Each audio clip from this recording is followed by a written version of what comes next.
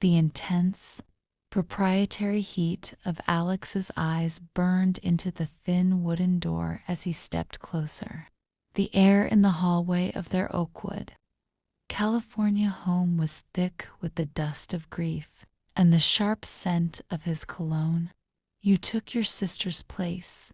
You wore her dress. You lay in her bed. You will be his mother, just like she was. Unlock those buttons, he commanded, his voice a low, terrifying absolute. From the outside, the wood shook.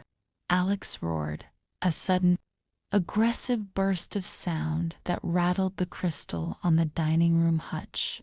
Open this door. Finn is screaming. Don't push me, Nora. I will break it down. Nora's spine fused with the cool plaster of the nursery wall. She could only manage a whisper, her breath tearing free in a desperate, fearful gasp. Riley, please. This paralyzing fear hadn't been sudden. It had begun 3 years ago. Nora, then just 17, remembered the thrill of rebellion, slipping into her older sister's favorite velvet dress while Alex was at work. She was standing by the mirror when the front door banged open. Riley, I'm home. Alex had cried, his voice booming and happy. The warmth evaporated when he saw Nora. He froze, his smile dissolving into confusion, then pure, shocking rage. Alex, what are you doing in her clothes? He roared. Get them off, you little brat. You think you can be her? That terrifying instability was the first crack. The darkness deepened when Riley fell sick. Nora sat by the hospital bed, listening to the relentless beeping of the monitors at St. Jude's Hospital. Mrs. Coleman, their kind neighbor, delivered the final blow. The doctors, the infection. She's gone. Weeks later, Alex was a silent, drinking ghost. Mrs. Coleman cornered him. Alex, Nora has college. You need a new wife. Alex looked straight at Nora. I don't need a new wife. I need Nora. She's already here. She knows the house.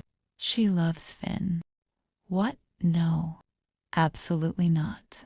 I'm going to use, Nora stammered. But her mother intervened, her voice weak. Nora, please. You know how difficult Alex is. I just want to see you settled before. Then came the final days at the hospital. Holding Nora's hand, her mother made her last plea. The words were a fragile, dying whisper. Marry him, baby. For Finn, it's the only way. Promise me. Nora signed the marriage certificate. 2 days later, her mother was buried. That evening, Alex entered Nora's room with Riley's ivory wedding dress. Go put this on. It was Riley's, he ordered, his tone flat. Nora stared, stunned. Alex, my mother just died. Are you serious? He stepped closer, his eyes cold and vindictive. You wanted her life. You always eyed her clothes, her husband.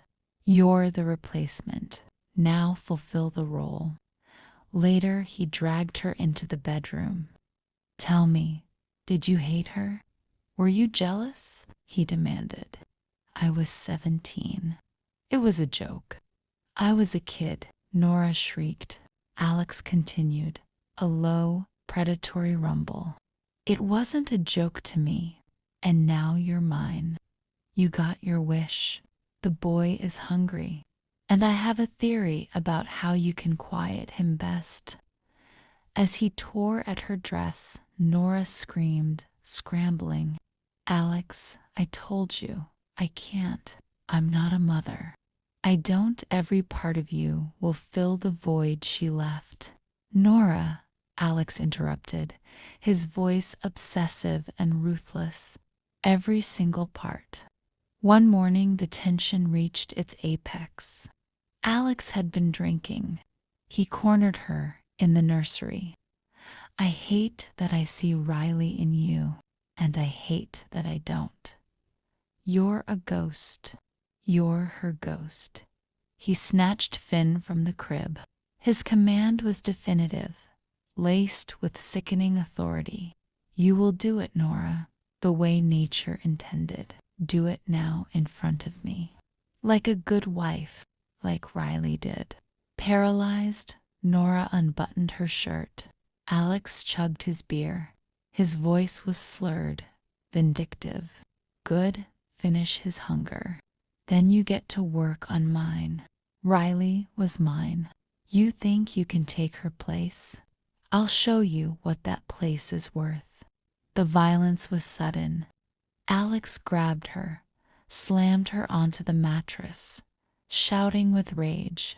"You wanted to be Riley, didn't you? You wanted her life? Now take the consequences." Nora cried out, her voice a raw, muffled sound of agony. "No, stop. It hurts. Please, Alex." Hours later, Nora crawled from the mattress and curled on the nursery rug. "He's not safe here. I'm not safe here," she whispered, her resolve hardening. She quietly retrieved Alex's keys, dressed Finn, and wrapped him tightly in a blanket. She tiptoed past the bedroom, holding her breath, acutely aware of the weight of the blanket and the small body it contained. Finally, she was outside. The cold night air hit her face, a shock of freedom and terror. She slid Finn into the back seat and started the engine of the old Ford sedan. The car tore down the street. Nora looked in the rearview mirror. Tears finally fell, but her face was set. "I took a promise I shouldn't have. I married a man out of fear. I allowed myself to be a replacement, a possession. I let him win. But I won't let Finn grow up in that madness, and I will not let that man break me. I chose the baby. Now I choose my freedom. The ghost is dead." Nora was driving north on the Interstate 5. Her escape only the first step on a long, perilous road.